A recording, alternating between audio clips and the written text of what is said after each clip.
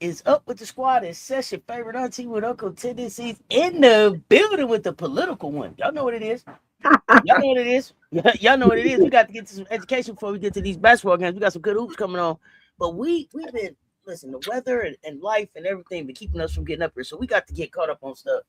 We gotta get now we talked about the money trap. We're gonna talk the brand trap, and then we're gonna roll into some Chennedy Carter stuff. We got some special stuff coming up for Black History Month. So just be on the lookout. Got some updates coming to the website, and we're gonna be looking to really start driving support towards the website. So coming in the door, y'all, hit the like and the share. They both right there. We really want to get started on our action and our activism and our support around these women. Miss D in the chat was good. Okay, now coming in, look, brands love Black women's culture until it costs comfort. Is authenticity freedom or surveillance? Y'all put y'all take in the chat while we get ready to start this thing up, okay?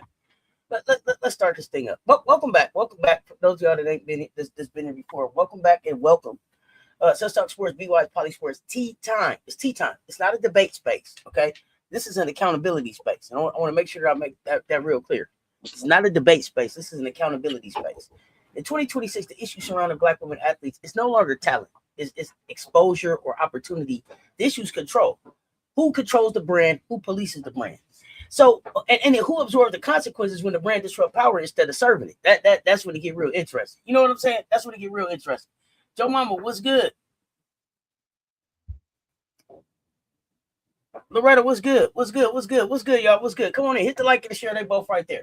But we're going to have this conversation, and then we got some good hoops coming up. But Black women athletes driving leagues right now. Leagues. Y'all just saw Trinity Rodman. Y'all know what Serena them been doing. Y'all know what y'all see Coco, right? Y'all see Stackhouse, and I don't mean Jerry Stackhouse. I mean Stackhouse over there in golf, right? Y'all know what it is. Leagues carrying culture, anchoring fan engagement, and yet the moment they speak with clarity, advocate with intention, move outside intentional comfort, that's the response change. The response gets to change. Praise turns conditional. Visibility, they start surveying you. It's surveillance now. It was visibility before. Now they got their eyes on you. They watching you. You know what I'm saying? Branding stops being opportunity and starts behaving like containment. That's not accidental. Y'all know I tell you all the time, it's structural, right? And the structure has a name. That's the brand trap. That's the brand trap. A system where visibility is rewarded, but autonomy is penalized. Where authenticity is profitable until it challenges authority, right? So institutions monetize voice, and then they discipline the volume.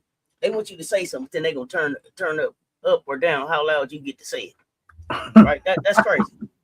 We're not here to celebrate branded or condemn activism. That's not what we're doing. We're here to interrogate who benefits from the tension between the two. This is a conversation, okay?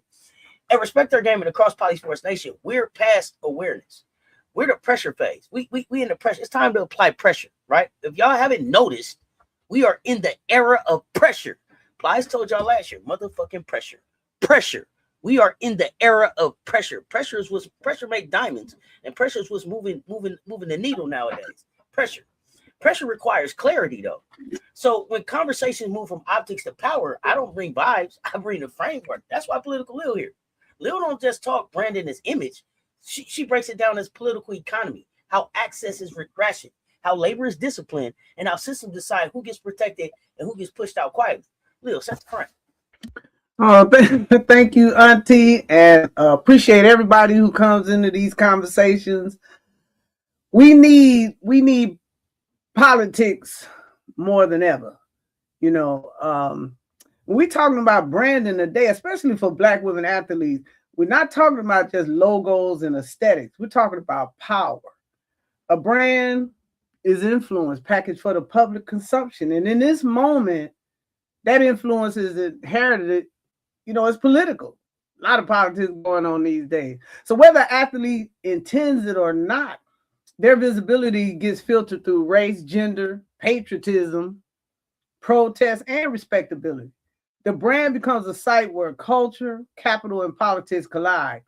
So the intersectional stakes are higher for Black women because their brands are expected to symbolize progress without demanding transformation. They're celebrated as cultural carriers, but punished when they challenge the systems profiting off that culture. So activism is rewarded when it's inspirational, but it's disciplined when it's structural. And that's the trap. The brand grows, but agency shrinks. The question isn't whether branding and politics intersect. They always do. The real question is who controls that intersection and what's the cost. So as we move forward today, we're not just asking how brands are built. We're asking how they're used, who benefits, and how Black women athletes can reclaim their agency without surrendering access. And with that foundation, we have to go deeper, because before we can even talk about activism or politics, we really need to be clear on what a brand actually is as it is presented in 2026, because it's changed quite a bit. Auntie? Let's talk about it, because everything is a brand. Branding is we talk for real here. Branding is like the new dope game. I'm gonna just keep it a buck, right? This where it's at right now. This how hot it is. Anybody can get in, right? And everybody can benefit, but you got to use it right. But it's legal. It's legal. So I'm gonna get rid of the cute definitions. In 2026, brand is a control system, right? It's the filter people use to interpret you before you speak, predecide what leadership and what's attitude. It's not just reputation that you earn. It used to be your rep. It used to be rep. How let me vet you. What the streets say. What's your rep? That used to be your brand. How people talk about you, right? I'm gonna go vet you. Let me see what the streets say. Let me check on you. Let me ask a few people around. I'm gonna ask about you, and then I'm gonna get back to you. Don't work like that, right? It's expectations placed on you, then they get enforced. And so Black women athletes, this is where the branding arrives preloaded, race coded, gender coded, politicized by default. So the same smile can be marketable or performative. The same passion can be competitive or unhinged. The same boundary can be professional or difficult. Just depends how they want to tell the story, what narrative they want to spin on it, right? That's not branding strategy. That's social control wearing marketing clothes. Institutions don't just promote athletes. They package a version they can predict. Right? That's what they want you to be as predictable as possible. They package up your representative is what they really want. They want your representative. That part of you that they like, but won't say what they don't like, or won't do what they don't like, or won't do what challenges the norm, or what challenges the people what challenges the thoughts and the goals of the people that are controlling them. They don't just, institutions ain't out here just promoting athletes, right? I'm telling y'all, this is where the trap activates. Black women get rewarded for being culturally magnetic. Oh, look at the smile. She's so fun. Until that magnetism turns into leverage. Style is fine. Swagger is fine. Dominance is tolerated. But when disruption starts pointing upward at policy, power, access, then the tolerance in. They can't tolerate you no more. Look at you. Now look at that. They try to make it seem like you acting a fool out here. Support becomes conditional. The doors get quieter. Them emails stop coming. The labels get louder. You don't get invited to the party. You don't get invited to the meetings. They just finished the meeting with you. Oh, we just was finna call you, but it was over. You was just finna get invited. That's why branding becomes political. Because when your identity is already treated like a statement, your brand becomes a battleground. The only real question here is who gets to define what you mean, you or the system that profits from you. So this is where Leo got to break it down for me. Leo, when we say a brand is identity infrastructure and not just marketing, who actually controls the infrastructure in sports? Athletes, sponsors, leagues, fans, and how does that power imbalance shape what Black athletes are allowed to say or do? Let's talk about that. You know, in reality, identity infrastructure in sports, it's controlled by the leagues and the corporate sponsors and media to a point. Fans, they can reinforce those boundaries through approval or backlash, but those are the true mechanisms of control. So athletes may supply the labor, culture, and the visibility, but they rarely own the platform, narratives, or distribution channels that define their public identity. That power imbalance means that Black athletes are often permitted to be expressive only within a narrow marketed safe lane, celebrated when their identity drives profits, but discipline if it disrupts their comfort. So the moment a black athlete has this self-expression, and it challenges the dominant expectation, they're gonna reframe it as a distraction. Or she got an attitude, or it's politics. That only reveals that the brand is never neutral, never was neutral. It's conditional, and we're seeing it being played out right now. In the NFL and in the WNBA, the way they are treated, particularly Shedeur Sanders and what's happening with Angel Reese.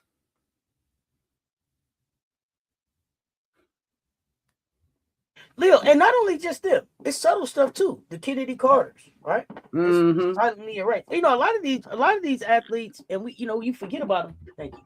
You forget about them. A lot of these athletes get treated like the youngest sister on Family Matters. Went upstairs and then come back down. It just disappear. Mm-hmm. People get drafted into the league, and then you forget about them. They don't talk about them anymore. So we see it all the time. But and I want to stay in sports. So, and for black women especially, why does the branding, right, so quickly turn into politics and activism, even when the athlete isn't trying to be political? They ain't trying to be political at all, just trying to be themselves. And at what point does simply existing publicly become an act of resistance? This is just my thought. Why does everything have to be political? Let's talk there. You know what? For black women, branding becomes political because their bodies, voices, and confidence exists outside the default image of who sports are designed to center. So when a black woman asserts autonomy, shows any emotion or complexity, it's read as defiance because it disrupts this long-standing power hierarchy that's rooted in race and gender. So in that context, visibility itself becomes a form of resistance, and not by choice, but just by consequences. The act of showing up fully, unapologetically, and without translation challenges a system that prefers black women either be invisible or palatable, but never self-defining. You never supposed to be unapologetically yourself. So their presence exposed the lie of neutrality in sports culture.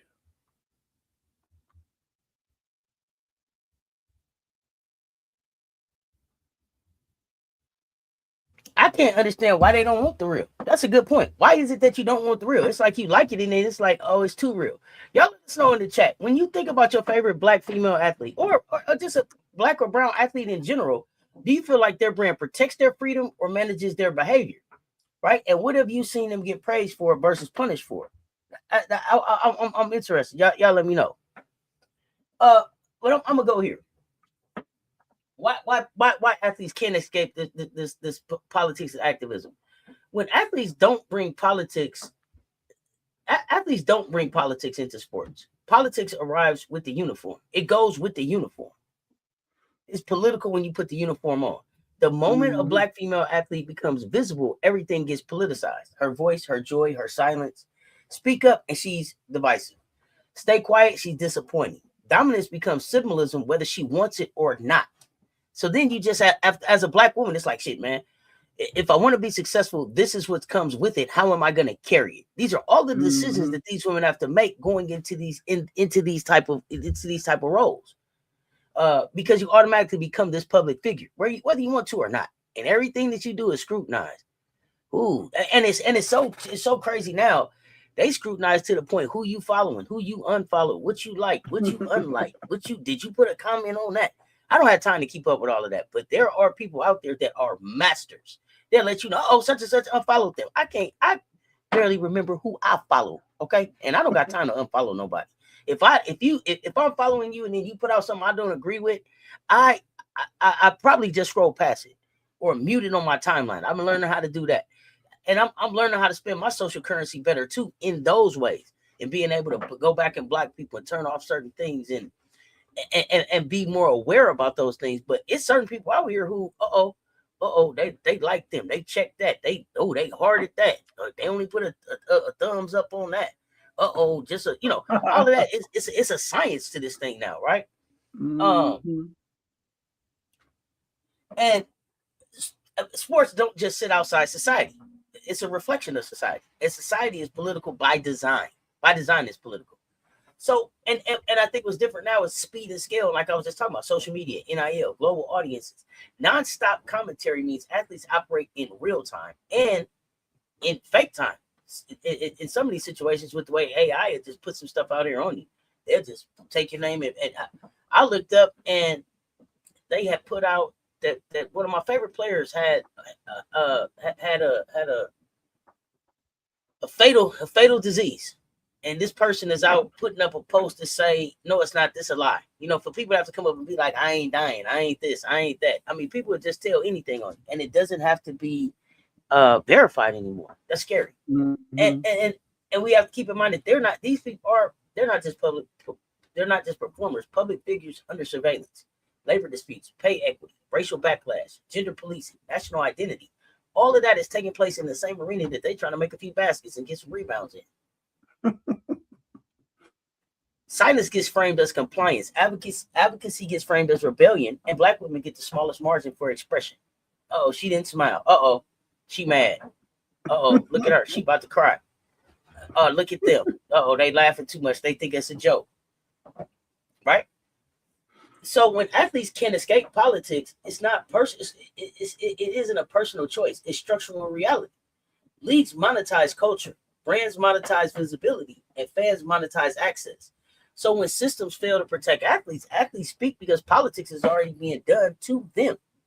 Activism isn't a hobby; it's goddamn response, and the cost of the response is never distributed equally, and that's always my issue with this. So, Leo, you said before the silence itself has become political. Just being quiet is silent. Being quiet is political. Break down how athletes, especially Black and brown women, in this political climate right now, get politicized even when they don't make statements or take public stances. You know, you would think that being quiet, you know how they always have this little phrase, move in silence and stuff like that. You can't even move in silence because it becomes political when these institutions, they expect compliance, gratitude, and emotional restraint from Black women, while still projecting these narratives onto their bodies. So even without speaking, Black women athletes are read, interpreted, and judged through racialized and gendered assumptions. You know, they make assumptions about their attitude, their loyalty, their toughness, or their fit. So these facial expressions, your tone, your performance, or the absence thereof, it's always scrutinized and assigned a meaning by the media, fans, and the league. So they just gonna tell you, oh, I seen her lips go this way, and that mean must blah blah blah bloom. It becomes a whole conversation. So even in that environment, you know, silence is not neutral, and it's treated as refusal, guilt, or defiance.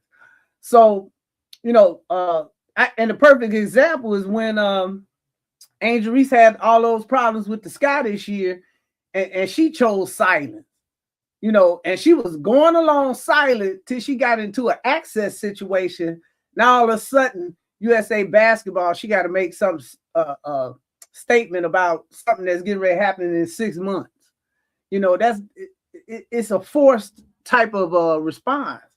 So, you know, Black women they politicize not by what they say, but by the fact that they can't opt out of saying nothing. She couldn't just be silent until the free agency or media day for the next season or stuff, you know, something like that.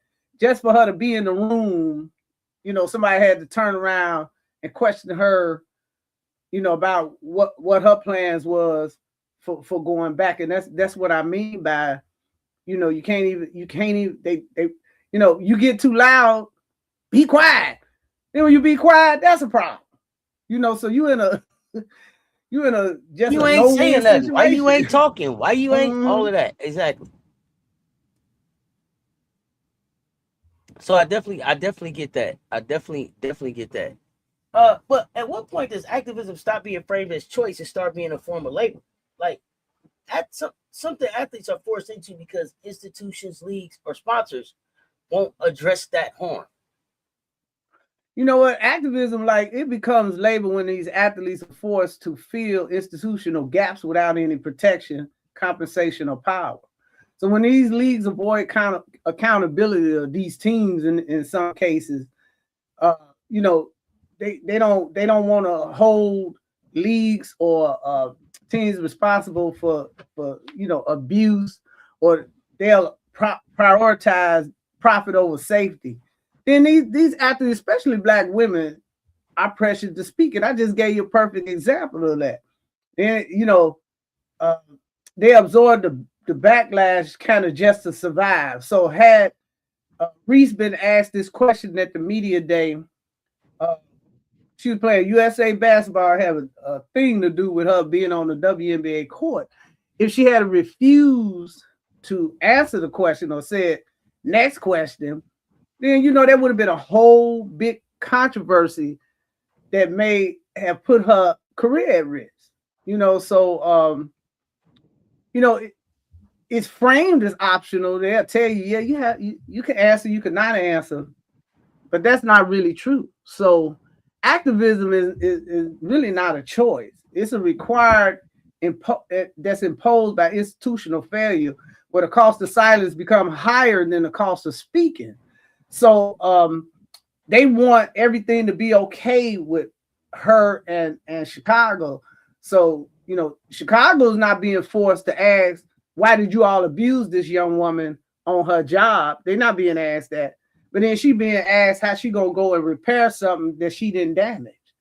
And so this is the controversy, that Black women have to, they pressured to speak, educate, and advocate for something that they didn't cause.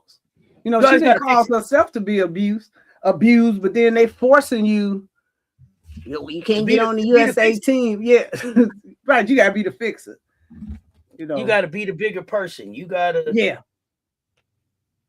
show some restraint or whatever they want to call it. Right. Always gotta be the bigger person. But you can't never tell the abuser that. Hey, y'all let us know in the chat. Do you think Black women athletes should be expected to speak out on social and political issues that affect them?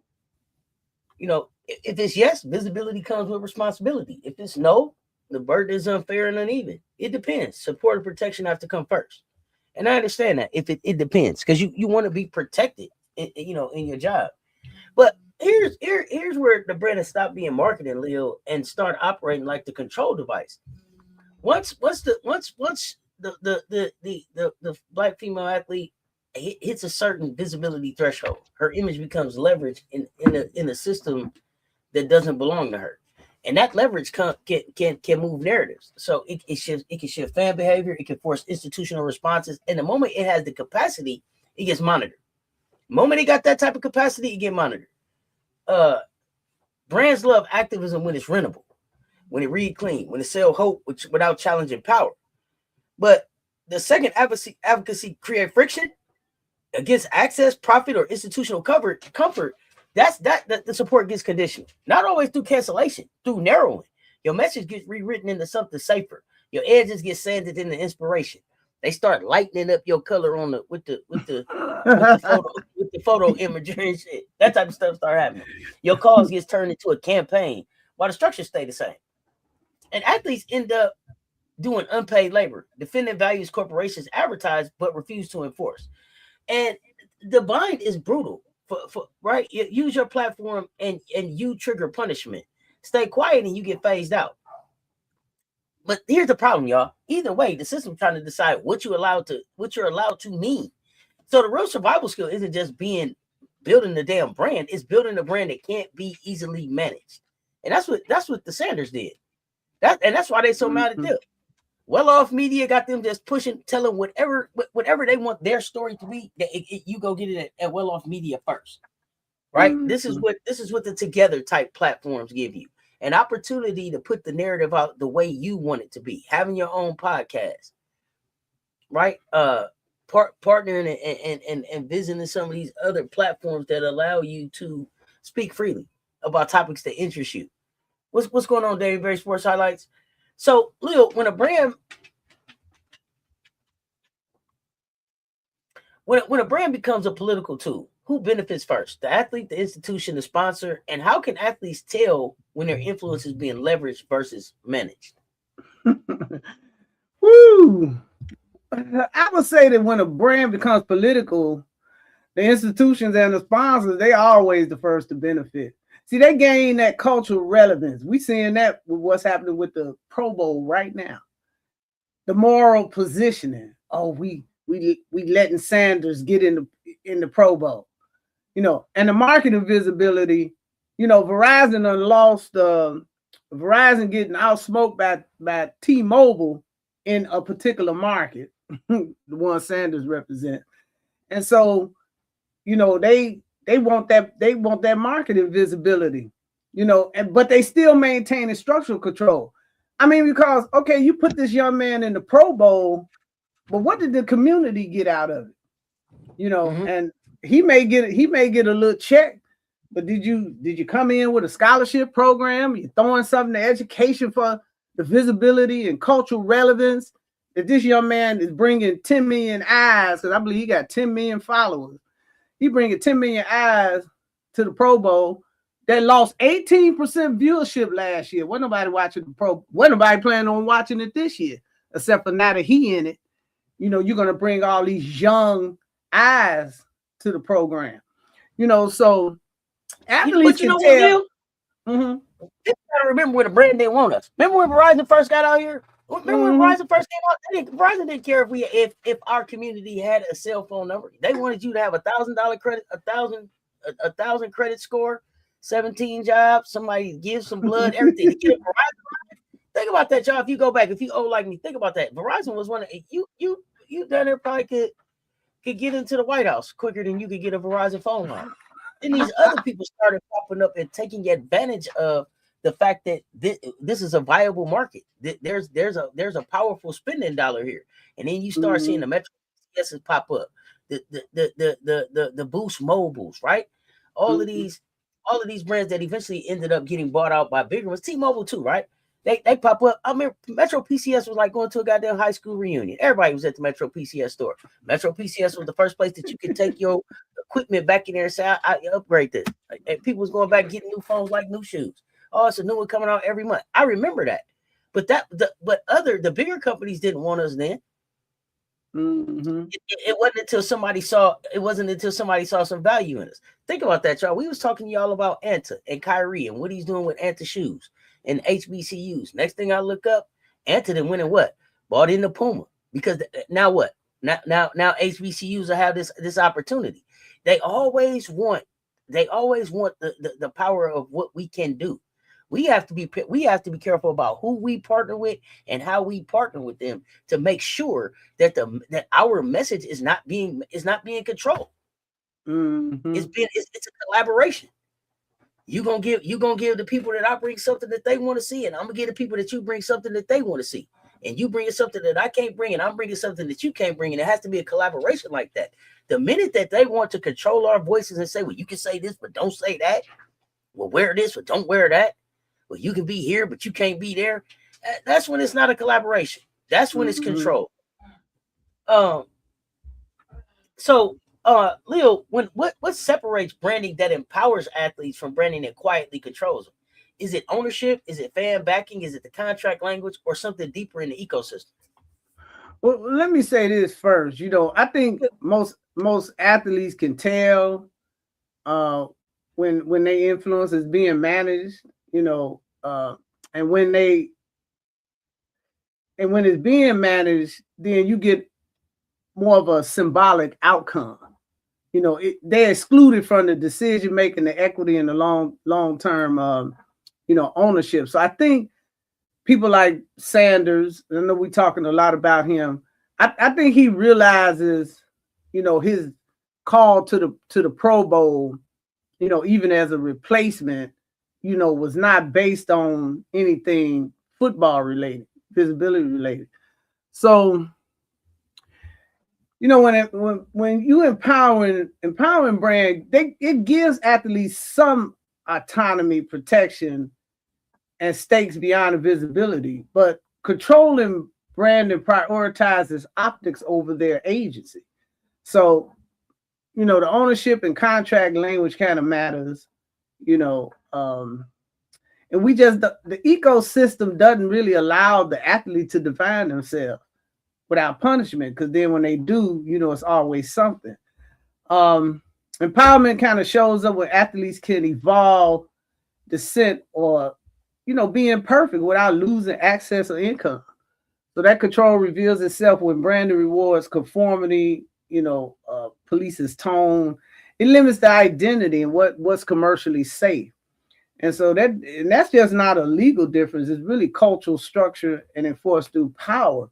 So these brands look to really even control the message. I mean, if you look at the Pro Bowl, you know, you'll see how they have there.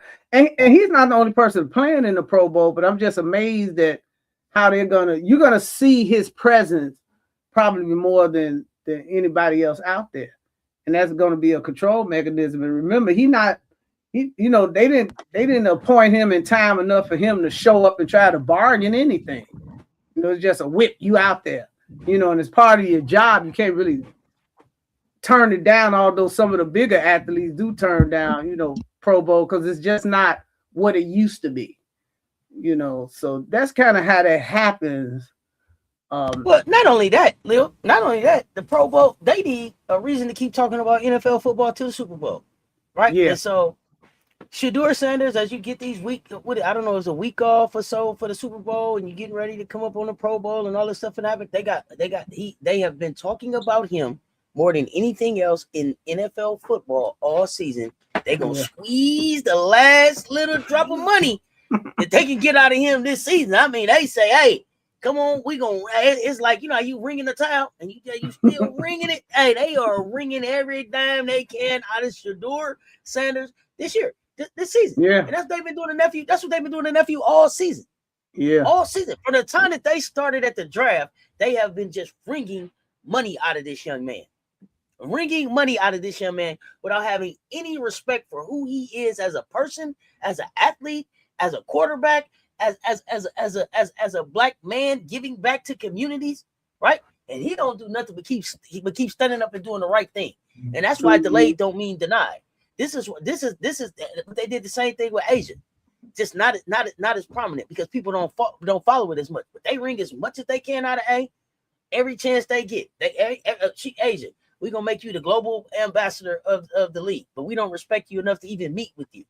Mm-hmm. But I'm gonna do that because of the opportunity that it gives my platform.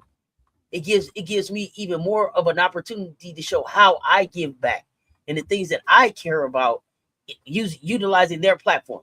Asia leveraged the hell out of other people's platforms. I love it because Asia, I come and then she get there and do exactly what she wants to do in Asia's way. You have to understand when you invite an Asian, Asia's gonna be exactly Asian. That means that she's going to bring Columbia with her. She's going to bring her HBCU heritage. She's going to bring activism with her. She's going to bring a standard with her. She's going to bring professionalism with her. And she's going to be authentically herself. And that means standing up there at the Olympics and saying what? Asia, how about Kai Copper? She's that bitch. And be able to authentically stand there and say it and have you not question or check who she is, what her brand is, or what she stands for. Why? Because you see who she is every chance you put Asia someplace, she let you see who she is. You know what? There go her mom and daddy. Mm-hmm. You know why? There go her best friends. All of that stuff is happening in real time with A. So those are the things that you can't take away. 1 second, y'all.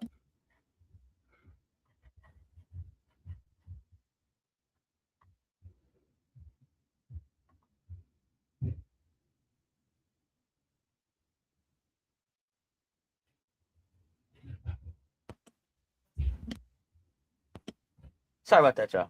So, those are the young people that we need to be saying, this is the blueprint, this is the model. Asian, Angel, who else? Who else? Controlling their own narrative beautifully. Simone Manuel, right? People who are showing up unapologetically and authentically themselves every day. So, Leo,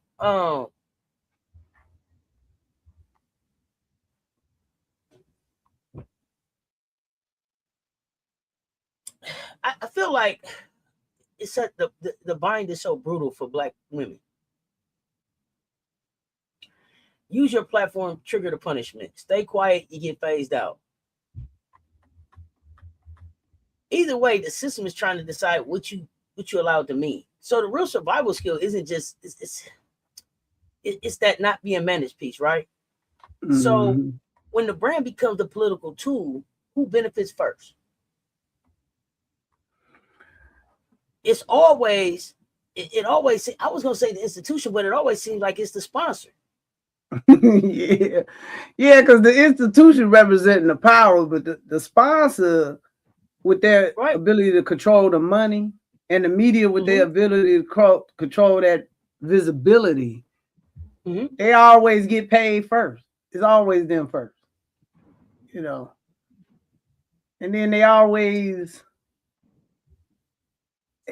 And the reason I say that, go ahead. I'm sorry. No, I'm saying they always get the benefit of the culture and the moral positioning, you know, to a point, because if you go against anything of the sponsor, you know, we paying big dollars, you know, they start measuring your dollars, and or the media, we giving you max visibility on, you know, certain media platforms and all that kind of stuff. All that, you know, becomes a way to control you structurally.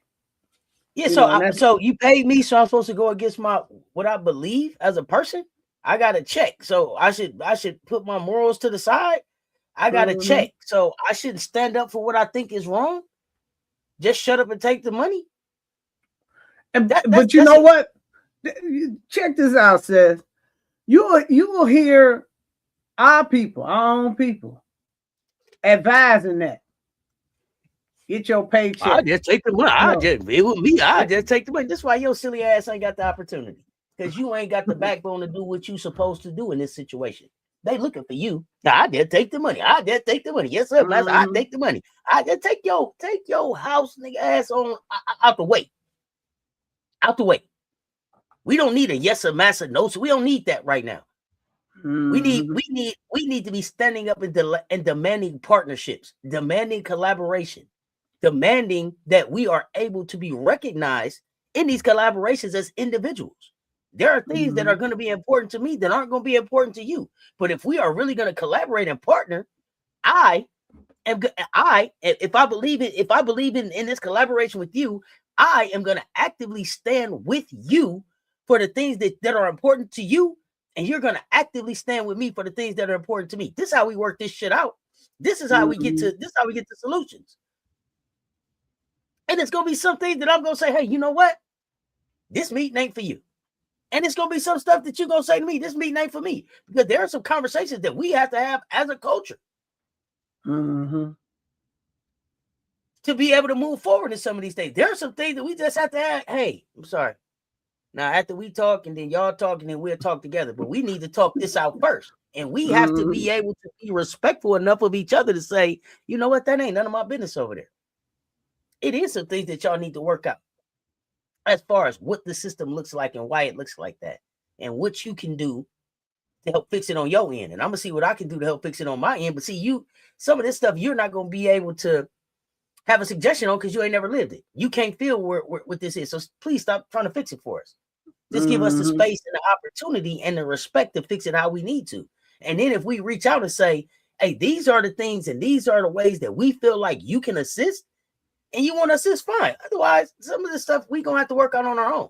But we have to be able to have conversations like that to really build to a place where we're really collaborating and nobody is trying to get over on the other person. That's when you get to the equity. That's when you get to the unrivaled. That's when you get to everybody taking ownership and taking pride in what we got, what we talking about. But as long as somebody trying to sneak in the back door and put a little term, a little condition on the back end where I still got you. That's when it become a problem. But Allison Felix showed us exactly what happens when a brand stops protecting you the moment your body no longer serves profit. And this is where our female athletes have to take heed and be concerned, right? Pregnancy didn't erase her greatness at all. It exposed the limits of corporate loyalty. Period. Nike didn't question her legacy. They questioned her viability. They that told us everything. Brand love is conditional. Humanity is not one of them. Humanity is not one of the conditions of brand love. She didn't debate the system. She just like, oh, okay, well, I'm gonna go and let me see. I'm gonna see Cess. It wasn't a clapback. It was an infrastructure. It was her saying this is something else that is needed in the arena. In the arena to be able to protect people like me in situations like me. So, and she didn't need permission. She didn't need tolerance politics. She didn't need no branding for approval. Ownership became the protection. Control became the leverage.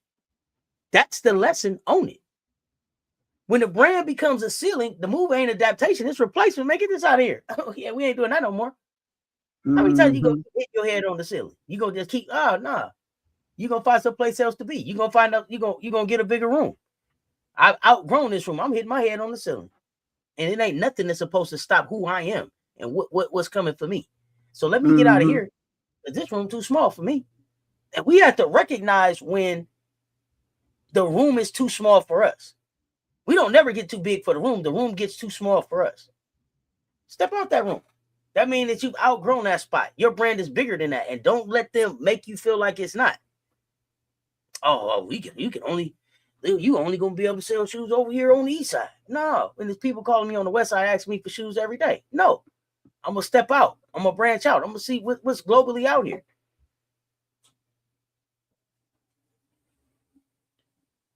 What does Felix's case teach us about the difference between brand visibility and brand security, especially for Black and brown women athletes navigating motherhood in elite level sports, Lil? You know, I do want to say this about, female athletes, because you're facing a very unique situation between your career and becoming a mother, because in some cases you can't wait until, or this just happened as part of the natural process, and you should be able to go ahead and float into motherhood without it affecting a brand deal. And I think just want to mention that Felix's situation, she was able to force Nike through public outrage about her pregnancy. They wanted to reduce her income from Nike by 70% because she was having a baby. I mean, they had to make Nike change their policy because that was very discriminatory in nature. A man never has a problem with his career just because he's having a child. But that has been plagued not only in sports, but across corporate America, with women being able to become mothers and interfering with their career projection. So the Felix case, it kind of exposed how visibility does not equal protection. She was highly visible. This young lady is very decorated. She was recognized as one of the most known athletes in the world. Yet her value evaporated the moment she became pregnant, and it became a conflict with what the corporate risk calculations were.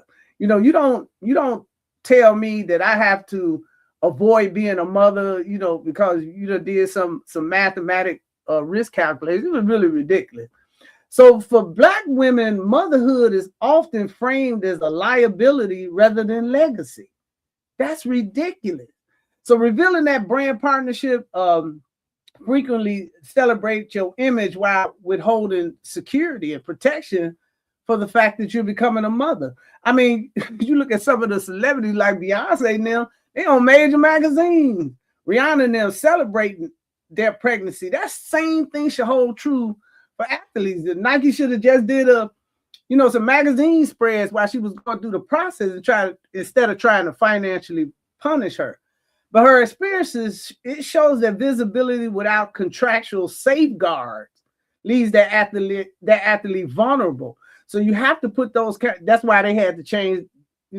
Probably because they didn't want to see the Department of Justice. But anyway, you have to change your policy so that doesn't become a problem, because that's a very natural course of life. So that leaving athletes vulnerable like that, where they're praised in public but unsupported when their lives extend beyond their performance, I understand that you're paying for performance, but this is something that happens that you're not punishing males for. So then the same thing has to apply. You cannot punish a woman, for deciding that, once a pregnancy occurs, she's gonna go ahead and become a mother. That was Felix got so mad, she just said, well, hell, I ain't running in your shoes. You can keep your 70%, you can keep your 30%, and I'm gonna come with my own brand. And sometimes cutting a corporation loose, just like they'll cut you loose, if you say a curse word that don't rock with them, this we have to have that same opportunity, and the fans have to still support us in branching out into something that we totally own and control.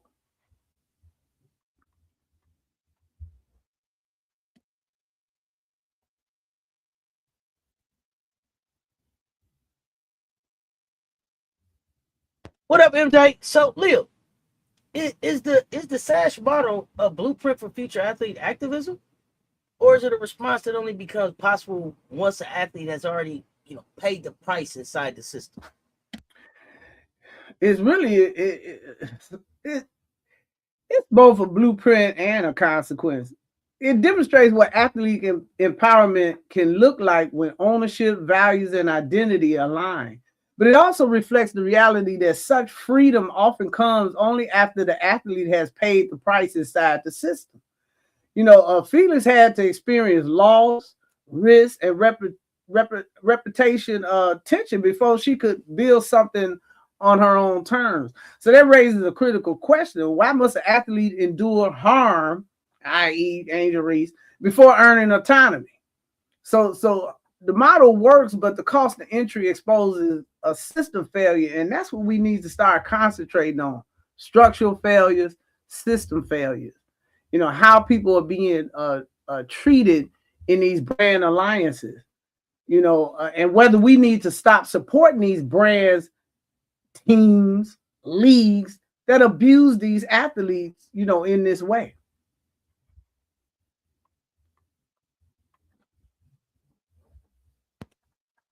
So, let me see. Before today, y'all tell me in the chat. Before today, were you familiar with Allison Felix's maternity dispute with Nike and her creation of SASH? Let me know. Y'all let me know. And because and while y'all do that, I'm gonna get to the hard truth, right? And this is about when branding limits freedom. A brand, it can lift you, but it can also police you. So once a Black woman athlete gets linked to activism, Doral treats her like she signed a lifetime contract. Evolve, and they call it inconsistency. Add nuance, and they call it confusion. Grow past the moment, and they call it switching up. That's the trap. Activism boosts relevance, and relevance triggers surveillance. So fans demand permanence. Sponsors demand predictability. Institutions demand compliance. There's a lot of damn demands going on, Lil. And the athletes start self-editing, trying to meet these damn demands. Not because they change, but because deviation gets punished harder than the silence. If I'm quiet, that's a problem. If I demand, listen, everybody wants something. The fans want something, the sponsors want something, the institutions want something. Then I still got to pay bills. I got a family. I'm trying to have a man or a woman in my life or whatever, right? Branding turns into behavior management, and image becomes more important than the human behind it. And that's the part, and that's where I think we get caught up. And that's where I hear these athletes saying, I'm more than a basketball player. I'm not just a basketball player. I have all of these other things going on. I am a person, damn it. I'm a person, damn it. And I am conservative about some stuff, and I'm liberal about some stuff, and based on my cultural background, I'm accepting of some stuff, and based on the way I grew up and who I grew up around, there's some things that I may be comfortable with that you may not be so comfortable with. But I'm still a person, and that doesn't take away from what my performance is on the court. What is it that you want to partner with me on? Me as a whole person, just who I am on the court, who I am off the court, and how are we going to balance that? But you have to have transparent, real conversations about that to be able to really have to really be able to get some success. But because the punishment when you don't, it's not always loud, but there's always a punishment, and it's quiet. It's the soft distancing, it's the stalled opportunities, it's the access that just disappears with no explanation. Like, well, I don't know, I was at I don't know. Shit, it was a picnic. I was there last year. They didn't call me this year for the picnic. That's the type of stuff that started happening. You look up and they went on the winter trip without me. I remember I was there last year. You don't even know why you're not invited no more. The brand doesn't crash, it tightens. Liberation gets repackaged as containment, right? So influence is rewarded only while it stays comfortable. And for our Black female athletes, the real cost of branding isn't visibility, it's freedom. Mm-hmm. How does branding turn into surveillance for these athletes, Lil? And why are they punished more harshly for evolution than for silence? Well, branding turns into this surveillance when Black women's behavior, tone, or growth, or even their joy, are constantly monitored for compliance rather than authenticity. Now, you hear in marketing circles that, oh, it's all about the authenticity. Then when you become unapologetically yourself, which is authentic, then, you know, that becomes a problem. They like, whoa, on authenticity. It's just too authentic. Tone it down. Yep. So this evolution, you know, that becomes threatening because it disrupts a fixed narrative that institutions rely on to manage risk and profit. All about them dollars. So silence is safer, you know, even silence, that because that's predictable. But growth introduces agency. So when a Black woman evolves emotionally, politically, or personally, in other words, she continues to simply grow up, then, you know, they want to put some brand limits. They want to put more control on. And that loss of control is often met with punishment rather than support.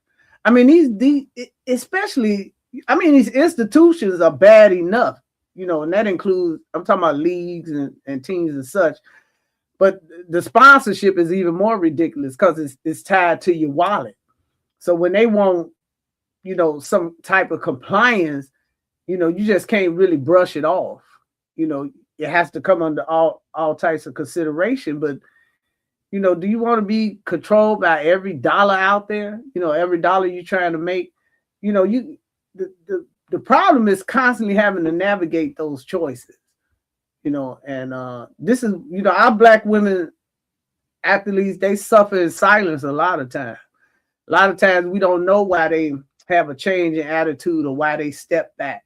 You know, sometimes it's being pushed back, you know, so you know, it's a fine type of dancing that they do that can weigh on their mind, and it causes them to eventually, you know, break down mentally and emotionally. You know, having to constantly go through that, you know, that's something you kind of experience that I did when I was in the military. You know, difference between me being an enlisted person and then becoming a officer. And, you know, just that transition, when I was enlisted, I could be more myself. Then I become an officer, you know, you ducking and dodging, you know, every word, you know, that you say. And those things can weigh on your mind and cause a lot of anxiety and stress because you don't want to, if you're an authentic person, you don't want to constantly wear these type of masks. You know, this way, and you know, everything changing on you situational. So, you know, but the fans play a role. You know, the fans play a role because they can provide for the athletes leverage so that they can continue to be who they are. It's nothing like the joy of being yourself because you're just a unique human being.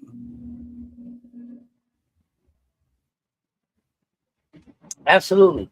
Can you explain how inconsistency gets weaponized against athletes? I think that's something we should talk about, especially when growth or nuance threatens a brand narrative that offers that others profit off of. Can we talk about that? You know, inconsistency, it becomes like a disciplinary label used to invalidate your growth and reassert control. You know, so when an athlete changes or learns or expresses a nuance, it's framed as instability rather than development. It's like you can't even grow in a natural sequence, you know, especially for Black women, because they rarely afforded any complexity. So this framing protects the brand narrative by casting the athlete as a problem, i.e., team casting, the players a problem and not the system. So inconsistency isn't about behavior, it's about resisting a type of static identity that was never designed for you to evolve beyond their profitability. You can outgrow a brand, and a lot of athletes do. That's why, sometimes you see companies switching, and Kyrie is the best example. He kind of outgrew Nike because Nike wanted him to close his mouth, all the time. Just close your mouth and sell shoes. Well, then he had to go to somewhere where he could express his whole self comfortably. And that's why he winded up, over at Aetna. Because, God, I can't even recommend, a good movie, a movie I enjoyed. This is a personal enjoyment that I had just because it involved a subject some people was uncomfortable with. And those are people in power. Now, I got to lose my, and I think at the time he was probably one of the top sellers at Nike, but they had Ja coming on. So, they were able to step in. But I didn't hear anybody say not one word to Jeff Bezos and Amazon about this particular movie he was running on his platform that Kyrie recommended. See, that's the kind of control that Nike thought, they needed to have in order to, continue their profitability. And then he just said, hey, well, I'll just bounce on to something else.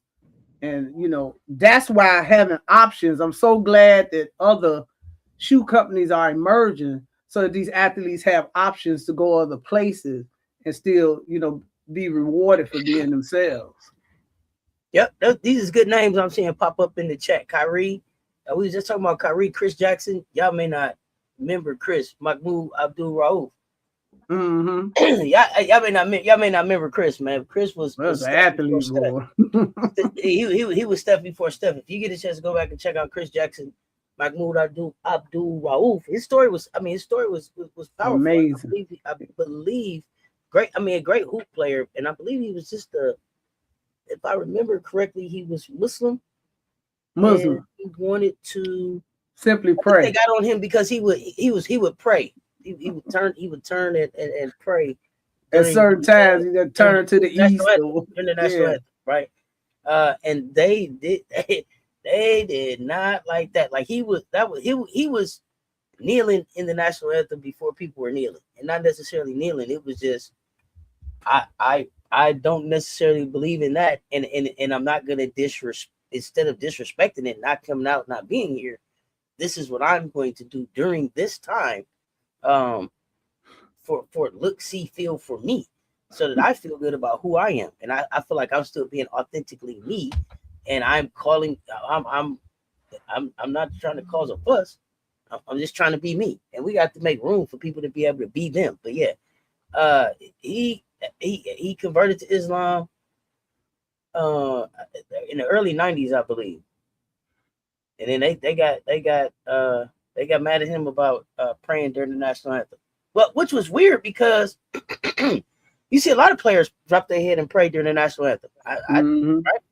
So they didn't like the way he prayed, I guess. Maybe he held his hand like this, and that was he did. But this is how he prayed. Now, land of the free, home of the brave. This man went to pray how he wanted to pray, and then people got mad. Can't have it both ways, folks. If it's the land of the free, then as long as he's not hurting anybody, gotta have this lane where you're free to be able to do these things. The consequence that comes sometimes with choosing to be free is crazy. It's like they want you to choose to be controlled. Mm-hmm. Chris Jackson still holds the freshman record for a 50-point game, and he did it in back-to-back games. Yeah, Chris Jackson, something else. They got a nice documentary out about Mahmoud Abdul-Rauf as well. Check it out. But these are the control mechanisms and the things that we see in these professional leagues. In entertainment too. Period. When you get to a certain level of money, in corporate America too. When you get to a certain level of money, it's like, okay, you ours now. And you're gonna do, say, act, think how we say you got to feel to keep getting this money where it's at. And that's what we got to be able to get away from. Let's ground this in real life and get away from the theory and the brand index and the PR language and shit. Because branding, politics, and activism, they don't collide on paper. They collide in careers. Naomi Osaka, Simone Manuel, Allison Felix, WNBA Social Justice Council. We talked about all of it. We're not seeing personalities. We're seeing pressure responses, different strategies, but same system. Some forced institutions respond publicly. Some hard-coded accountability, hard-coded accountability in the contracts. Some walked away and built their own infrastructure. But every one of those paths carried a risk. Every one of those paths carried a cost. None of it was symbolic, right? These women don't wake up wanting to be voices. They became voices because silence wasn't protecting them. Ain't nobody going to say no. Well, I guess I got to say something. Visibility made them symbols, right? Institutional inaction made speaking unavoidable. And systems keep cashing checks on their labor while ignoring their humanity. And that's the part that's the problem. Let's be clear about this part. Black women athletes don't speak because it's fashionable. They speak because silence fails them. When whistles change standards, when pay stays unequal, when motherhood gets punished, when racism gets tolerated, when access quietly disappears, voice becomes the last lever left. These case studies aren't about branding. They're about survival under pressure. And the lesson is simple. Activism isn't attention seeking. It's accountability seeking. And that's the part. Stop letting people play activism. Oh, they just seeking attention. No, we're not. We're seeking accountability. Be accountable, responsible, and responsive for the actions. When the system refused to protect you, speaking ain't a choice. It's the consequence. It is the motherfucking consequence. That's what people got to understand. It's the consequence. Lil, why do Black women athletes so often feel compelled to speak out, especially when doing so can cost them access, money, or peace? You know what? Black women athletes feel compelled to speak because silence rarely protects them. So it only delays, the harm. So when institutions fail to intervene, i.e. the league should intervene with the Chicago Sky, they ignore abuse, WNBA, or allow harmful narratives to persist, WNBA, letting the media say anything about your player. Speaking becomes a survival strategy rather than a moral choice. So many Black women understand that their access is already conditional. So withholding your voice, it don't really offer you no real advantage or safety. So speaking out becomes a way to reclaim your dignity, control your narrative, and assert, humanity in systems that routinely seek to erase it. So this is one of the reasons, or the many reasons, that they, Nafia Collier had to speak out. You just disrespecting, ignoring any of the demands we're bringing forth. We're trying to talk about it, this, that, and the other. So then she had to call Miss Kathy on the carpet because Adam Silver wasn't calling on the carpet. He should have been. The sponsors wasn't calling on the carpet, and they should have been. Everybody that profits from these women's labor should have been calling on the carpet to get a negotiation done. So then, as a representative of that league, that woman, Nafia, had to step forward and get the conversation going, because Kathy acted like she was, dealing with a flask. She wasn't doing much of anything.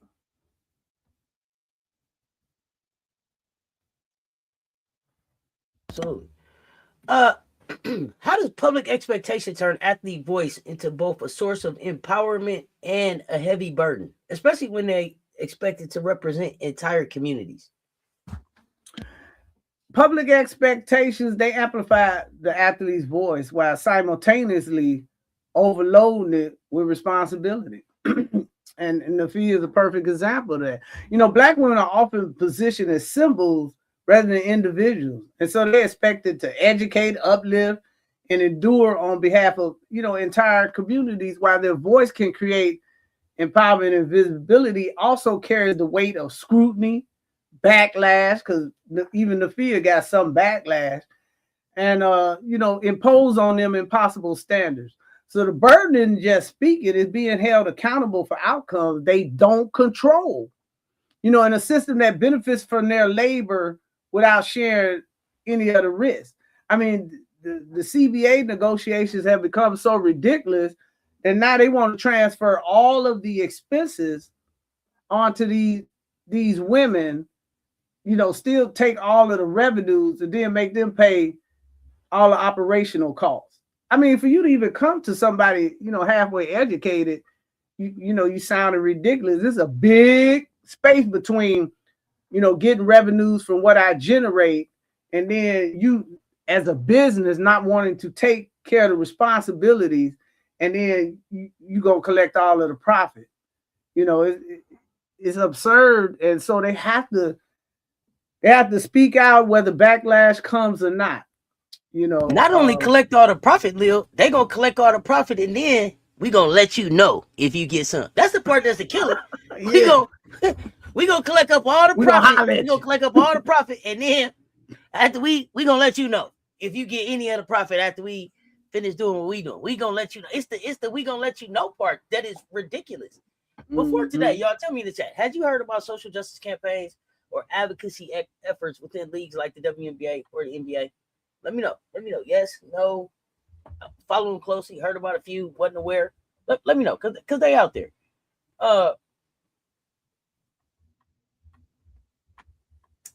This is 2026, and what people got to realize is authenticity ain't a bonus. That's a goddamn requirement.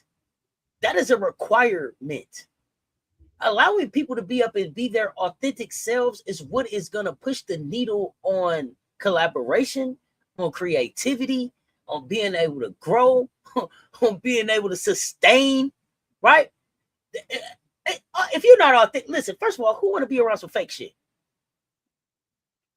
First and foremost. Who want to be around some fake? Nobody. You look at you look, see, feel. You want authenticity. Bless you. This is what we look for. That's what we look for. We gravitate towards authenticity. At least I do. I don't know. I'm not all fake shit. So brands don't just want championships no more. They want the culture. They want voice. They want meaning they can monetize. Black women athletes sit at the center of that demand because they feel undeniable. Joy reads as real. Confidence reads as earned. Style reads as influence. Truth reads as power. But here's where the trap get tight. That same authenticity that creates gravity also becomes a checkpoint. Because now markets don't actually love truth. They love comfortable truth. Justice language gets applause. Structural critique get edited. They cut your interview off in a minute. They'll just take a sound bite in a second. One thing, this is why you need your own platform. So you can say what I said. Or the entire context of what was going on there. So that can be shared. Anything that questions power instead of polishing image gets softened, delayed, quietly shelved. They'll put your album on the shelf in a minute, but still own the rights to you. That's how authenticity becomes conditional. It's welcome when it sells, restricted when it disrupts, celebrated until they ask for change instead of claps. So Black female athletes end up negotiating themselves in real time on a daily basis. Do you know how fucking exhausting that has to be? Every turn, you have to be negotiating some part of your authentic self to stay at the table. Say it plainly, you risk being labeled too much. Self-edit, risk disappearing altogether. You get canceled. Brand says be yourself. I listen, you self-edit, you mess around and get your black card pulled. You won't be welcome back in the hood. Right? Let's have we having a real conversation, y'all. The brand say be yourself. Market replies, not like that. Not that self. We didn't mean, whoa. Now you being just too much of yourself. Now, that contradiction is the containment mechanism. That's it right there. Because when the authenticity is demanded but only rewarded inside these tight little boundaries, empowerment starts to look like surveillance. Freedom becomes something you are allowed to perform. How the hell are you going to perform freedom? Make that make sense. But you never fully possess it. Perform. Well, you ain't really free. This is the line that we're walking on right now. And it get thinner and thinner than Brandon will ever admit. It's getting thinner and thinner, y'all. Can you break down what selective amplification actually looks like in sports branding?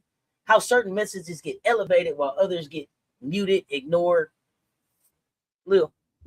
You know what? Selective amplification, it works by rewarding messages that align with institutional comfort while sidelining those that challenge power.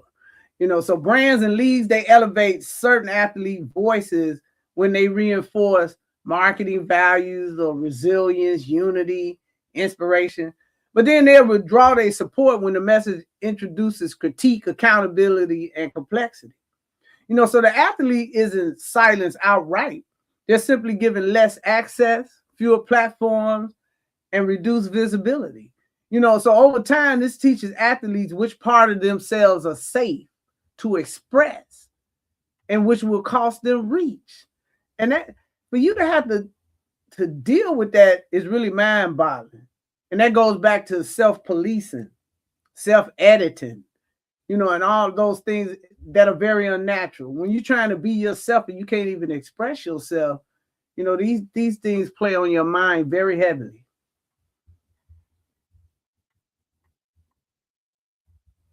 Every time you open your mouth, you're thinking, oh, this don't cost me. Right. You Man, who heard that? Yeah. Who heard that? Can I post this here? Who gonna be there? What? Hey, look, how does silencing operate without outright censorship? And why is that subtle control especially effective against Black female athletes? Well, silencing without censorship, that relies on omission, delay, and disengagement rather than bans or punishment. So it happens very subtly. Your opportunities just dry up. The invitations stop coming.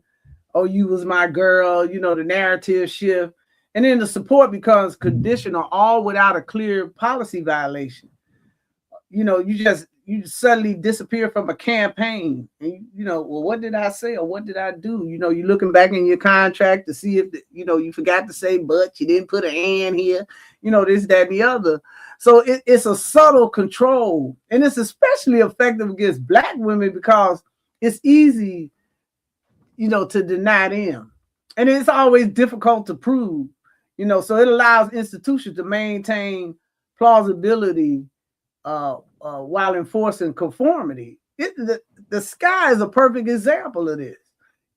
So the absence of the backlash becomes a backlash in itself, leaving athletes kind of isolated without ever being formally silenced. You the frustrating thing, you go ask this woman, what had the media ask her, what is it going to take for us to become a winner? Then when she says something, you ready to pull out a bat, knock her teeth out. That kind of mind-boggling, situation, she, then you turn in the teammates against the, Angel got to be like, well, goddamn, what did I say? You asked me for the truth. Did you want me to lie? If you did, you forgot to give me the script. Did you have the script in the back pocket? You sent 2 people from the sky with me. Ain't nobody stopped you. If she lied, but if she lied, then they gonna be, look, Angel over here lying. She know that she don't believe that about these players. Look, Angel said they a contender. But it's a catch-22. Yeah. So I'm gonna tell the truth and just be me, and then the people who really support me supposed to stand with me and be like, Angel ain't told no lie. Y'all wouldn't have tried to build a championship team with them either. Right. We get it. We did the best we could. We did the best we could with them, but make no mistake about it. If I get a chance to pick something different, I'm going to pick something different. And you would too. Tell the truth and shame the devil. Mm-hmm. But they don't want that. They want you to be so mind controlled and editing yourself. They want her to come to the interview and give some edited responses. Well, then just tell her, here, you go into an interview, here's the edited responses. Yeah, or don't come talk to me. Yeah. Because you're forcing her to go. You don't really want to talk to me. Right. Pick somebody else. Give me the script. If you want me to do some acting, I can do some acting, but give me the script. Because other than that, I'm gonna be me. I only know how to be me. So you want me to do something else? Give me the script now. That's it. Throwing rocks, hiding their hand. Exactly. Have y'all noticed athletes being celebrated for speaking out, but only when their message feels safe, polished, non-threatened? Yay, spoke out for that. Speak out for something else, it's like, they don't even let you know they spoke out for it. So I had it. Yeah. when the brand gets strong enough, right, it stops being something you own. It starts behaving like something you're governed by. And for Black women athletes, branding isn't just endorsement math. It controls access. It's the invitation into the room that matters. It's who gets framed as being a good leader, who gets protected by institutions, who gets treated as safe for national teams, committees, legacy conversations. The louder the politics, the tighter the gate. And silence ain't always fear. Sometimes it's calculation. This is where the compromise gets priced, right? This is where the compromise gets priced. Institutions don't want activism that indicts power, right? They want activism that inspires consumers. They want you to get somebody to run out and get a shirt. instead of inspire a vote that makes a change. They want you to go, they want everybody to have a yellow wristband on that say I'm with the cause. Instead of really going to make the vote to change what the cause is about. They give you a ride to the store to get the t-shirt before they give you a ride to get a vote. Do you hear me? Crazy. Edges get sanded down. The language gets redirected. Truth gets routed into lanes that won't disturb the hierarchy. Compliance buys continuity, but it costs agency. So real labor, the real labor becomes deciding which parts of yourself are safe enough to present without triggering punishment. Look at Dawn Staley. Her brand is Black excellence with political clarity, no dilution. You understand? Well, we're real clear about who Big Drip is. She don't separate sport from society. She doesn't soften her voice to make power comfortable. She doesn't dim her love for God. She doesn't hide her religious beliefs, right? And it's crazy because people can't get enough of the authenticity that she is. People can't get enough of the fact that she's so authentic. But the minute she's her authentic self, they try to make it seem like it's a problem in the media. We got to be able to push back on those things. That authenticity produces loyalty, recruiting dominance, wins. And still institutions measure her against respectability and restraint. Stop playing with me. Even at the top, Black women get asked to be exceptional without being unsettling. That's the rule. And we got to stop going for that shit. Look at Asia. Look at Asia Wilson, Angel Reese. 2 case studies, 2 different versions of the same constraint. Asia brand is joy, leadership, cultural warmth, wrapped in dominance. She's celebrated and carefully framed to stay league safe. They would have you think she ain't marketable. Get the hell out of here. She just keep dropping colorways of the same shoes. And they just keep selling out. Just keep selling out. Same shoe, different colorway. Love it. Okay. Angel's brand is unapologetic confidence forced through backlash. Turn hostility into influence. Still triggers institutional discomfort when narrative control is challenged. That's the paradox. The brand gives you a platform. The platform doesn't always give permission to fully stand on it. And that's the part that we got to fight about. How do governing bodies and sponsors treat Black women athletes as brand ambassadors for national identity, especially when their cultural power transcends sport, Leo? And why does that invite both elevation and scrutiny? Well, governing bodies and sponsors, they like to elevate Black women athletes as representatives of national pride when their excellence is globally marketable. And Asia is a perfect example of that.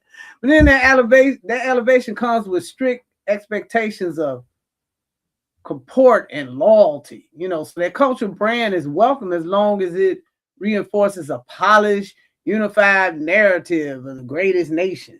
So the moment it's complicated or it critiques that image, then scrutiny intensifies. And this dual treatment reflects a desire to benefit from Black women's global influence without granting them narrative authority.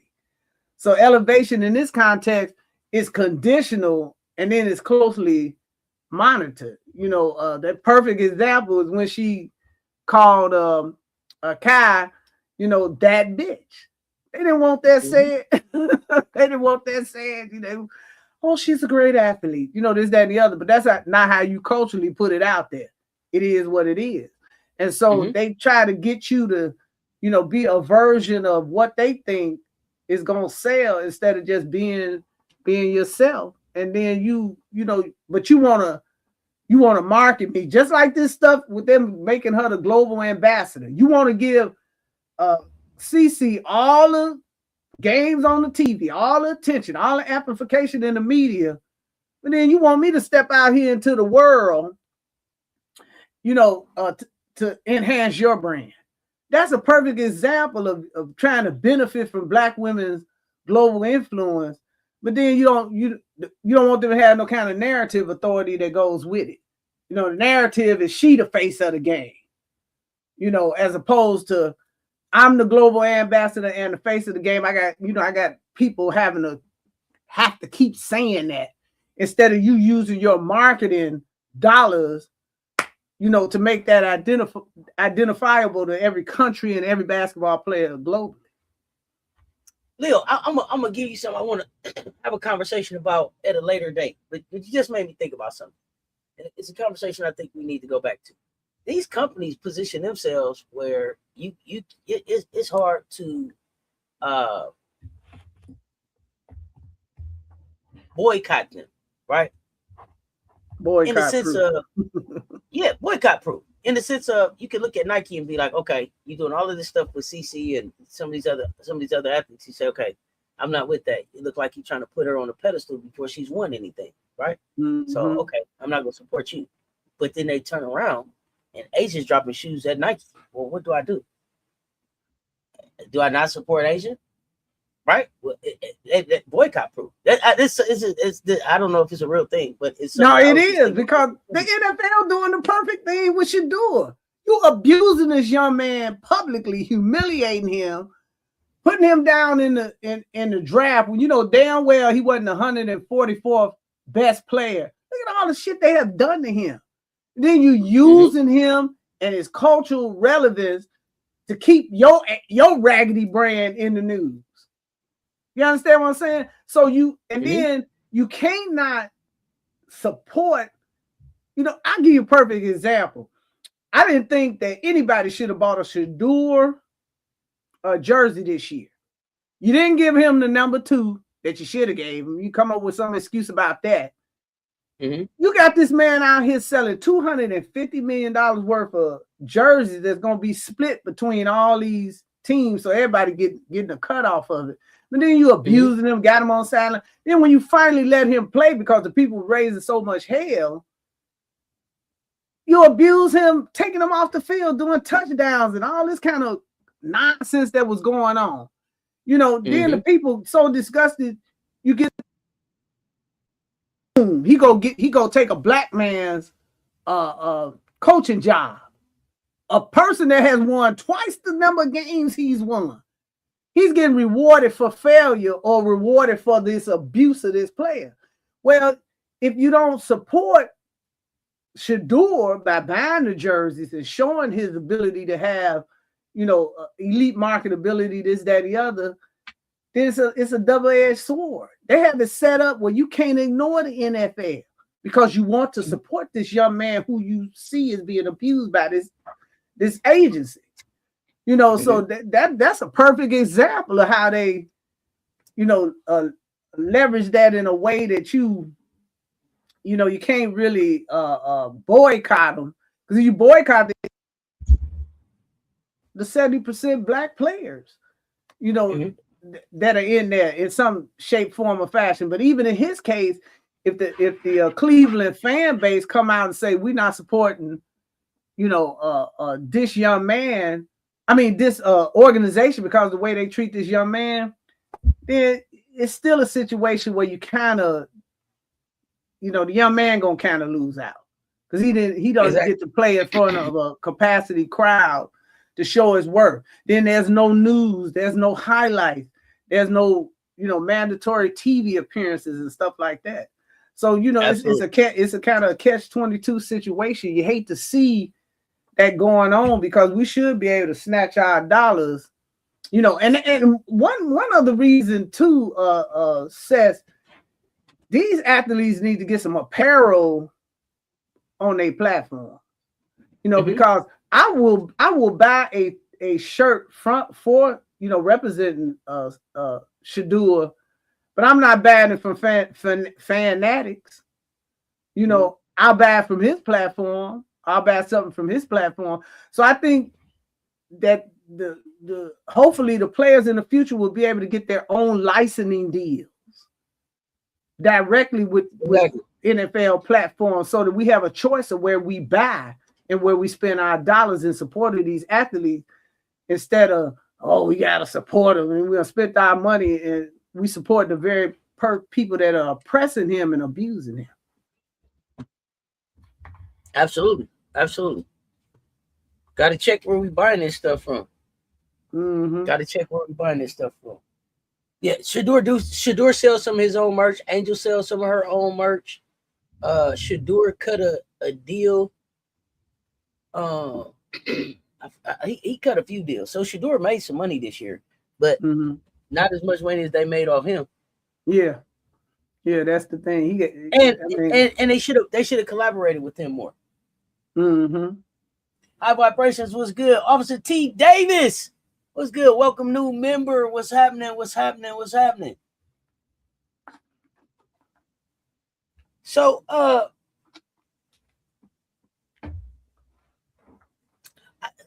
a little bit about how these governing bodies and sponsors treat Black women athletes as brand ambassadors for national identity. Especially when their cultural power transcends sport. They treat them as labor assets to be maneuvered and used. Well, I guess, you spoke to that a little bit. How do we combat that? Is I think where I want to go next. How do you combat that? Well, economically, we just kind of discussed that. We have got to get into situations, from a fan base, you have to demand equity for these athletes. Like we should be knocking the WNBA over about them getting this equity. Should athletes not be taking these deals? Is it certain companies they should be making the deals? Should they make their own company and cut their own stuff? Like, what does you should do? Look, let me tell you how the blueprint works. You do what Angel do. You first go and trademark your name. So that anybody that uses your name has to create a licensing agreement to use your name. So that there are mechanisms we may have not used in the past, and that's anybody who can afford to secure their name. I don't care if the 10th man on the bench. Every athlete needs to secure their name, their image, their license, so that it flows over into ownership. When does that become real leverage, Leo? When can the athlete translate that visibility, that policy pressure, all and what conditions have to exist for that shift to happen, where they can take that and now it's leverage? You have to have real social capital. You think about Shador and Angel, they have massive following. Online, they have that kind of currency. They have this level of visibility that kind of makes that possible. But that was built. It wasn't just given to them. They just look up one day. I'm gonna go back. Okay, let's go back. Let's talk music for a second, Leo, because you just made me think about something. Too Short was out the trunk with it. Right? $10 tapes out the trunk. $10 tapes out the trunk. E40, I think he cut a distribution deal. That was one of the first that we have heard, in hip hop at that time. He cut a distribution deal. He didn't sign with Jive. He cut a distribution deal to distribute his music. I think those are the type of moves that we kind of have to start seeing these athletes make. That out the trunk, I'm gonna make my own stuff. You just help me distribute it type of deals. Do they really exist with the way does that opportunity really exist with the way that these companies are set up now, or is that something that we kind of have to create? Or your thoughts on that? Listen, it didn't exist for them in music, did it? You know what I'm saying? But they went and found Too Short down there on East 14th to get one of them tapes. They like, where he at? I need one of them. Right. They create the demand.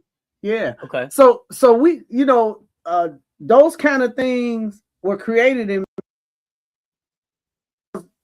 some of these street entrepreneurs, if you will, coming into legitimacy and knew how to market. Master P is one of a great example of somebody who turned down $1 million, you know, to get a to take a distribution under this label. And I remember at one time they was on him. I ain't putting out 10 albums a week. He said, yeah, because this is my company. I can put out what I want. Record companies control what you put out. You know, one album a year, too, you know, this, that, and the other. He said, no, this is my company. If I want to, you know, do a volume flood of the market, and that's part of my strategy, I have control to do it. So the bottom line is this whole thing is about getting control of yourself, knowing your value, young, you know, and then knowing he had a beautiful blueprint. Matter of fact, if you go back and look at the No Limit albums, pretty much all of them had the same blueprint. It was a group song to start the album. Mystical was on there. You got a Silk the Shocker track. Master P was on there. Another group track, and then that was that. And I think they were more threatened by the fact that where does he find all these niggas to put all this music out? You know, New Music Tuesday, and it's 8 new No Limit albums on dropping on the Tuesday with, you know, got Cain and Abel, me, you know, Mama Mia, Mystical, See Murder, Silk the Shocker. He was on some assembly line action. You know, assembly line action. But that was also Barry Gordy's approach. It was assembly line. Barry got so good at it that he had Motown records and Gordy records, and that they was controlling how many records a record label could play on the radio at a time. So I'm gonna have Motown records, and then I gotta have Gordy records. Now record over here and record over there. We're gonna get all the money everywhere. That's one thing that they hate about it. We'll figure out how to go get. Once you let us in, we'll figure out how to go get all the money.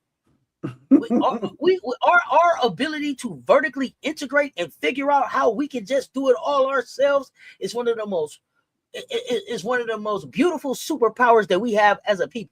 This what y'all doing? Oh shit, man, we can do it. Remember Mama them was doing that? I had Mama them do that. Yeah, get that Annie over there. We be vertically integrated the whole company. That's the scary piece of it. Because that's where the money is at. When I'm vertically integrated and I can produce it all from beginning to end, without y'all, that's a problem. That's a problem. At what point does a brand become real leverage, right? That policy pressure, that economic demand, that cultural accountability. We talked about that. And that got to be the ultimate goal, because that's how we push back on these narratives. You know, a brand really becomes real leverage when your visibility is paired with ownership, collective backing, and institutional vulnerability. So influence alone is never enough. Leverage emerges when the athlete can withhold his labor, redirect the capital, or act in a coalition. You know, so which is, you know, unrivaled, acting in a coalition. So that shifts require protections, you know, legal, financial, and cultural framework, and that increases negotiation power. Unrivaled has done for the WNBA this very thing. It has increased their, you know, giving them leverage and increased their ability to negotiate with power. So without these conditions, you know, branding remains kind of symbolic, but with them, it becomes a tool for accountability rather than containment. So, you know, Nafisa Collier was able to step up and put down what she put down because, hey, push come to the shove, I have a league. I have $100 million contract, you know, that's going to put me on TV. I have a way to attract the top players, you know, this, that, and the other. So it gives her leverage. So you gotta have that ownership and collective backing, you know, which is TNT and True that, you know, had got shunned kind of by the NBA, you know. So, and women are starting to do that league, you know, in these different leagues. They start streaming has made that possible. Absolutely. You know, change the game. Change the game completely. Now you don't have, you know, 5 people controlling the whole wheel. You know, and I even see I Like they have the volleyball league that's playing right now. They done got them a TV deal. Then you got other leagues, Athlete Unlimited. These are streaming deals, but these deals make a difference. That you loosen that control, so to speak. Absolutely. Yeah, go get the money. Let's bring it home because I know hoops is starting. I know hoops is starting. Gamecocks will be playing at 9:00. But this wasn't branding advice. This wasn't PR talk. This was an analysis of power.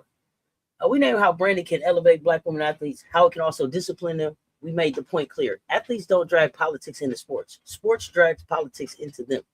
When visibility rises without protection, influence turns into vulnerability. That's the mechanism. This is the takeaway. Brand is not neutral. It shapes access, controls narrative, sets the limits of acceptable truth. For Black women athletes, authenticity gets celebrated until it disrupts comfort. Activism gets rewarded until it demands accountability. And agency gets praised until it threatens control. This tea time was about clarity, seeing the trap, naming it, understanding that liberation doesn't come from performing the brand better. It comes from building power outside the brand's boundaries. Exactly. And that's where the fans come in, because athletes cannot carry this weight alone. Brands, league, and governing bodies, they respond. And fans are the pressure point. So when fans stay passive, institutions control the narrative. But when fans become advocates, then athletes gain the leverage. And that's what needs to be happening as the WNBA continues to try to negotiate this CBA with the players. Advocacy turns visibility into protection. It turns cultural support into economic consequences. It tells leagues and sponsors that silence, punishment, or exclusion won't go unnoticed. So in 2026, fandom can no longer be just consumption. It has to be accountability.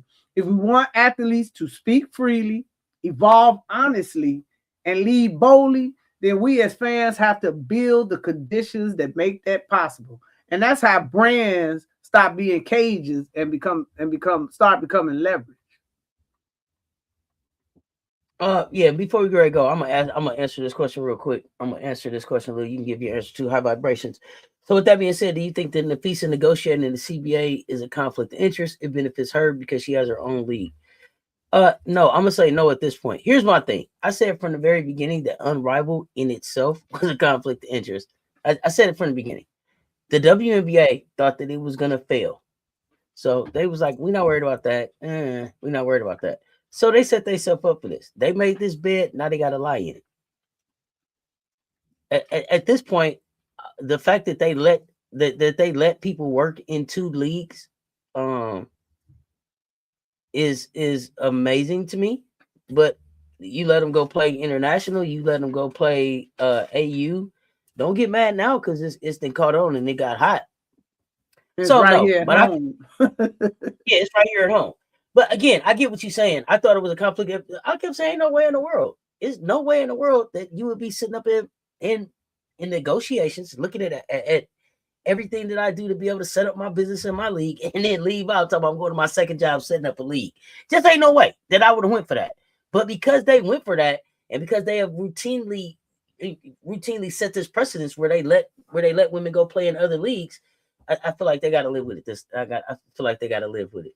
But Lou, your thoughts? Yeah, and I'll say this: the men, players in the NBA, they don't just sit around in the off season. They have a pro-am league. It's kind of private. It's kept quiet, but they're able to play in it. And women they play in the true leagues, Yeah, and women had to develop some type of leverage, or they're not going to talk to you without some type of leverage.